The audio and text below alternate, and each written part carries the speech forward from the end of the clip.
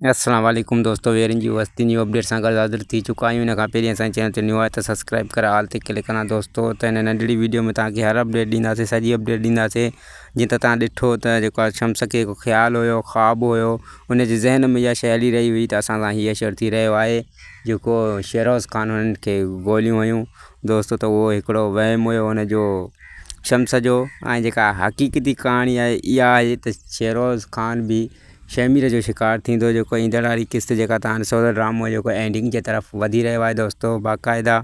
ऐं बानो ऐं नूरोज़ जेको आहे त पंहिंजी माना ज़िंदगी वञी ॿिए पासे वसाई आहे ऐं पंहिंजे ॻोठ खां परे वञी किथे ज़िंदगी वसाई आहे ऐं हुते सुखिया गुज़ारे रहिया आहिनि दोस्तों। ऐं सोढो ऐं ज़ीनत बि हिकु ख़ुशि ज़िंदगी गुज़ारे रहिया आहिनि दोस्तों। जिबर ख़ान जो इहो ख़्यालु आहे त मां नूरोज़ ख़ान ऐं बानो खे ख़तमु कयां। बहरहाल सोढो ऐं गूंगो ईअं न चाहींदा त बानो जो घरु ख़राबु थिए, चिबर ख़ान खे सम्झाईंदा दोस्तों। जी दोस्तों, हीअ असांजी अपडेट। वधीक अपडेट ॾिसण ऐं ॿुधण लाइ सब्सक्राइब कयो असांजे चैनल खे। ख़ुदा हाफ़िज़।